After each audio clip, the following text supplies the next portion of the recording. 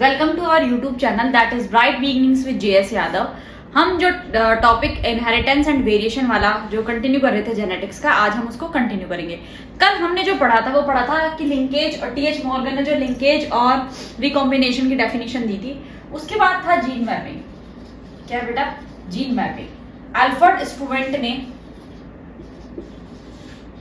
Jeans की क्या करी? पोजीशन बताई कि किस क्रोमोसोम, किस जीन की पोजीशन कहाँ पे है डीएनए सेगमेंट में, क्रोमोसोम में। तो उसकी जो पोजीशन है उसे हम क्या कहते हैं? Gene mapping. आपके इसमें इतना ही दे रखा है, ठीक है। जीन मैपिंग क्या होती है? जीन की लोकेशन को आइडेंटिफाई करना या जीन लोकेशन को पता करना, ठीक है। आइडेंटिफिकेशन ऑफ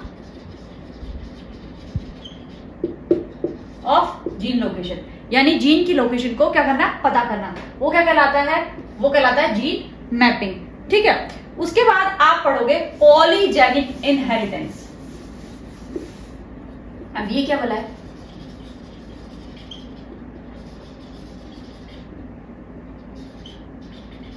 ये बोला है कि एक कैरेक्टर को, अभी तक क्या थे? दो एलील्स, उस कैरेक्टर को क्या कर रहे थे? दो जीन्स उसके लिए रिस्पॉन्सिबल थे। दो से ज्यादा जीन अगर किसी भी कैरेक्टर को के लिए रिस्पॉन्सिबल है, एक कैरेक्टर को more than 2 genes helps in expression, ठीक है। कि एक कैरेक्टर को क्या कर रहे हैं? मोर देन 2 जीन्स हेल्प कर रहे हैं किसमें? एक्सप्रेस होने में, ठीक है। एग्जाम्पल है melanin. Skin colour in human beings किसकी वजह से होता है? प्रोडक्शन ऑफ मेलेनिन का क्वांटिटी की वजह से। इसके लिए रिस्पॉन्सिबल 3 जीन होते हैं, ए, बी और सी। ये तीनों अगर क्या होता है? डोमिनेंट होते हैं तो उसका कलर क्या होता है? Sorry, dark. क्या होता है बेटा? Dark colour. अगर ये रिसेसिव है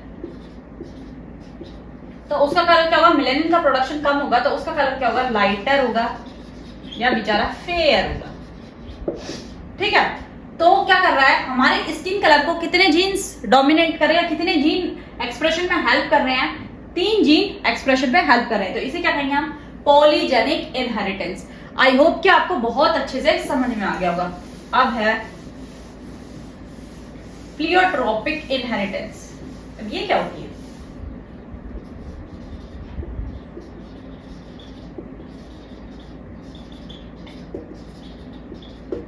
ये क्या होती है बेटा? इसके अंदर क्या होता है कि 1 जीन रिस्पॉन्सिबल फॉर 1 कैरेक्टर, ठीक है। अब ये किसके अंदर होता है? ये आपको फेनिलकेटोनुरिया, ठीक है। फेनिलकेटोनुरिया के अंदर क्या होता है? एक जीन म्यूटेट हो जाता है जिसके अंदर आरबीसी जो है ना, उसकी शेप को यही क्या करता है? डिस्क्राइब करता है या यही डिटरमाइन करता है, ठीक है। तो फेनिलकेटोनुरिया एक बीमारी है जिसके लिए एक ही जीन रिस्पॉन्सिबल होता है, वो एक कैरेक्टर को शो करता है। That is because of mutation. What? Mutation. Mutation क्या होता है? अभी आगे टॉपिक के अंदर पढ़ेंगे। नेक्स्ट जो टॉपिक है आज वो हम कंप्लीट करेंगे sex determination in different organisms.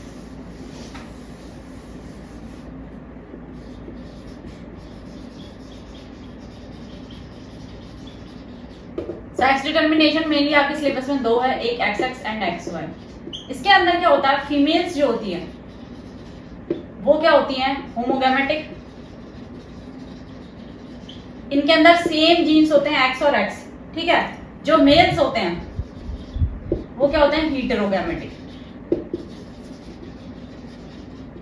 ठीक है। ये एप्स और ह्यूमन बीइंग्स के अंदर प्रेजेंट होता है। किसके अंदर? फीमेल्स क्या होती है? होमोगैमेटिक और मेल्स क्या होते हैं? हीटेरोगैमेटिक। ये किसके अंदर मिलती है? Apps, Homo sapiens. अभी होमोसेपियंस कौन बोला है? ये ह्यूमन बीइंग्स, ठीक है। उसके बाद दूसरा जो सिस्टम है, दूसरा टाइप का जो है सेक्स डिटर्मिनेशन, वो क्या है? XX and X0। ये किसके अंदर होता है? ग्रासहोपर्स और इनके अंदर होता है। अब देखना, इसके अंदर जो फीमेल होती है वो तो क्या होती है? होमोगैमेटिक, ठीक है, ठीक है। और मेल्स जो होते हैं वो क्या होते हैं? हीटेरोगैमेटिक, ठीक है। यानी फीमेल्स के अंदर एक जैसा कि किसका प्रोडक्शन होता है, एक जैसे गैमेट्स का प्रोडक्शन होता है, मेल्स के अंदर डिफरेंट गैमेट्स का प्रोडक्शन होता है। तो इसके अंदर भी सेक्स डिटर्मिनेशन के लिए कौन रिस्पॉन्सिबल है? मेल्स।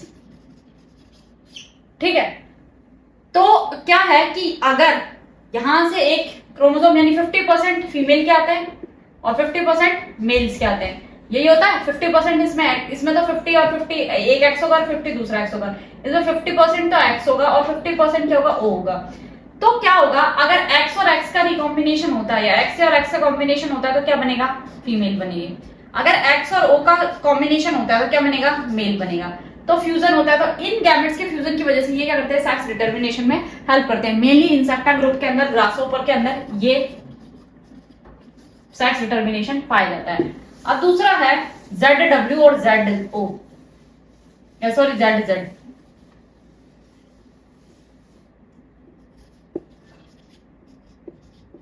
ठीक है, ये मेनली बर्ड्स के अंदर होता है, रेप्टाइल्स के अंदर होता है। ठीक है, तो एक्चुअल में क्या हो रहा है बेटा? ये इसके अंदर क्या होती है? जो फीमेल होती है वो हीटेरोगैमेटिक होती है। फीमेल क्या होती है? हीटेरोगैमेटिक होती है। ठीक है, और जो मेल्स है वो क्या होते हैं? होमोगैमेटिक होते हैं मेल्स। इसके लिए यहां पे सेक्स डिटर्मिनेशन में रिस्पॉन्सिबल कौन है? फीमेल। साइन फीमेल का होता है। तो यहाँ पे क्या है? 50% Z क्रोमोसोम बनेगा, 50% W बनेगा। यहाँ पे क्या है? 50% Z बनेगा और 50% Z मिलेगा। अगर ये Z के साथ क्या होता है? फ्यूज होता है, तो क्या बनेगा? Z और Z तो मेल बन जाएंगे। क्या बन जाएंगे? मेल बन जाएंगे। दूसरी बात, Z और W बनेगा तो क्या बन जाएंगे? फीमेल्स बन जाएंगे। कुछ एनिमल्स के अंदर देखो डिप्लॉइड क्रोमोसोम्स होते हैं, ये जितने भी हमने पढ़े इनके अंदर तो डिप्लॉइड होते हैं। कुछ के अंदर हैप्लॉइड भी होते हैं। जैसे देखा होगा कि आपने, अगर मैं एग्जांपल दूं तो हनी बी के छत्ते का दूं तो जो आपकी फीमेल होती है वो क्या करती है? मेल और फीमेल है ना, एग और स्पर्म दोनों को रिलीज करती है। और जो है जो ड्रोन्स होते हैं वो किसका फॉर्मेशन करते हैं? पार्थेनोजेनेसिस प्रोसेस के थ्रू एग्स का फॉर्मेशन स्टार्ट कर देते हैं। तो क्या होता है एक्चुअल में? क्या होता है कि जो इनका फ्यूजन होता है उन एग का, क्या होता है? 16 क्रोमोसोम ड्रोन के अंदर होते हैं और 32 क्रोमोसोम अकेली उस हनी बी के अंदर होता है। उनके अंदर क्या होता है? जब सेक्स डिटर्मिनेशन होता है तो वो क्या नहीं होता है? उनके अंदर हैप्लॉइड के अंदर यानी रिडक्शनल डिवीजन या मियोसिस नहीं होता है। इन सब के अंदर क्या होता है? मियोसिस होता है, रिडक्शनल डिवीजन होता है। 50% जो कैरेक्टरिस्टिक्स है वो मम्मी के जाएंगे या मदर के जाएंगे, 50% किसे जाएंगे? मेल के जाएंगे या फादर के जाएंगे। ये इसके अंदर बहुत इंपॉर्टेंट है। इसका जो लास्ट इंपॉर्टेंट टॉपिक है वो sex determination in human beings. That is very very important for general knowledge purpose. ठीक है,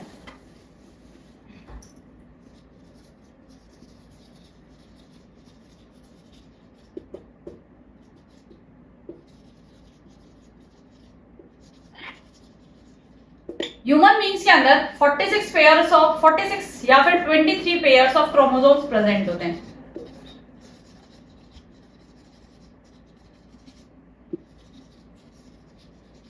ठीक है भाई, यही होता है।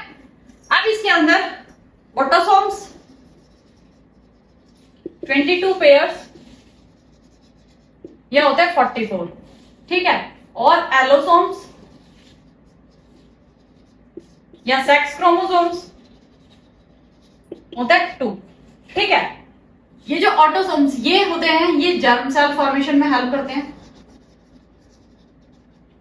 इनके अंदर मेनली मियोसिस होता है यानी रिडक्शनल डिवीजन होता है। ठीक है, जो मैंने बताया था एनाफेज फर्स्ट के अंदर मियोसिस होता है तो 2 डॉटर सेल बन जाती है, और एनाफेज सेकंड के अंदर 1 से 4 सेल का फॉर्मेशन होता है तो 2 से 2। तो और ऑटोसोम्स के अंदर हमेशा माइटोसिस होता है।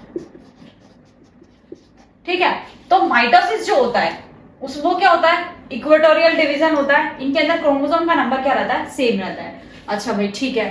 अब मेल्स के अंदर, मेल्स क्या होते हैं ह्यूमन बीइंग्स में और फीमेल्स क्या होती है देखते हैं। जो फीमेल है उसके अंदर जो सेक्स क्रोमोसोम्स है वो क्या होते हैं? XX। तो ये क्या है? होमोगैमेटिक है।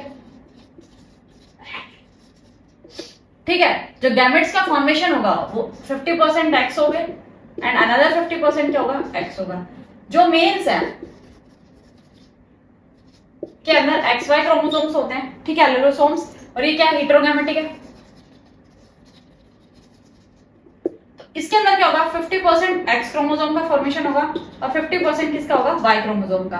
अब अगर मेल का एक X और फीमेल का एक X की कॉम्बिनेशन होती है तो XX बनेगा, तो क्या बनेगी, फीमेल चाइल्ड, ठीक है, गर्ल चाइल्ड। Y और X यानी XY का कॉम्बिनेशन या फॉर्मेशन या फ्यूजन होता है तो क्या बनेगा, मेल यानी बेबी बॉय।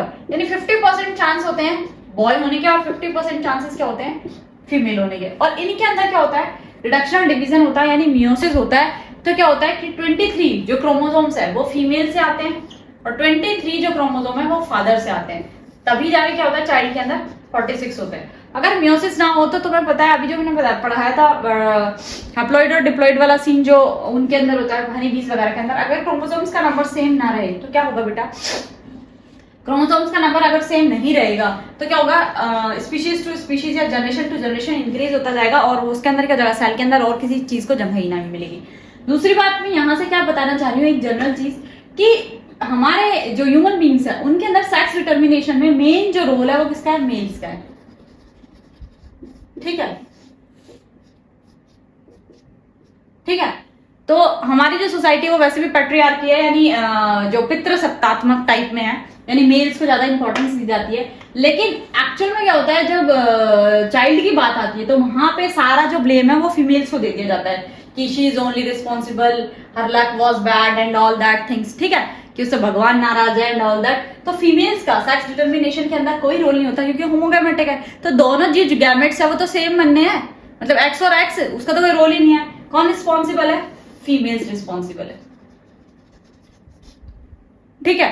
तो इसके लिए आपको ये पता होना चाहिए कि यहाँ मेल्स रिस्पॉन्सिबल है, ठीक है।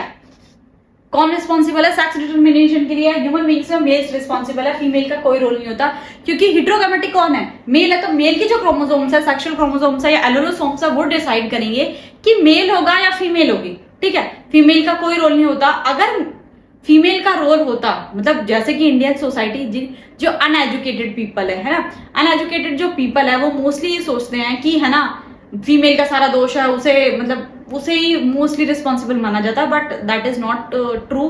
तो आप जो भी लोग ये पढ़ रहे हैं तो कृपा करके बीइंग अ बायो स्टूडेंट आप लोगों को इसकी नॉलेज होनी चाहिए और आगे मतलब जो ऐसे मिथ्स फैले हुए हैं, ठीक है, तो उसे आप इरेडिकेट कर सको, ठीक है। अपनी इंडियन सोसाइटी में मतलब एक एजुकेटेड पर्सन की जो रिस्पॉन्सिबिलिटीज होती हैं उसे आप बियर कर सको।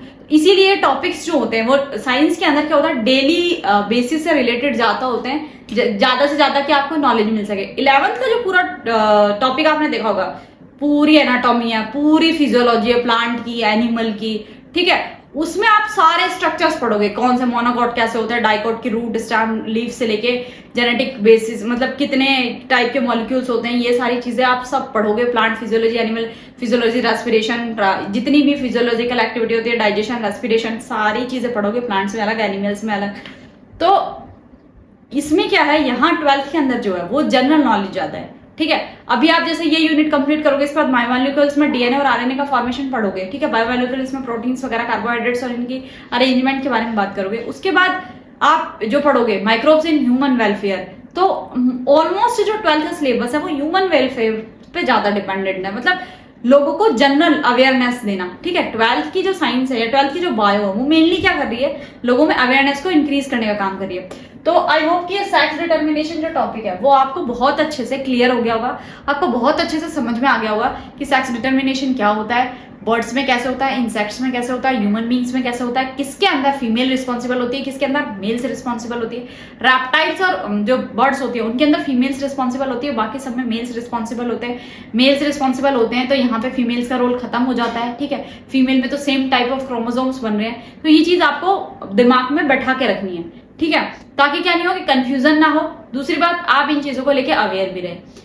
तो आज की वीडियो, अगर आज की वीडियो आपको पसंद आई हो तो इसे लाइक कीजिएगा, शेयर कीजिएगा, हमारे चैनल को सब्सक्राइब कीजिएगा, हमें सोशल मीडिया पर भी फॉलो करने की कोशिश कीजिएगा। Thank you, thanks for the day.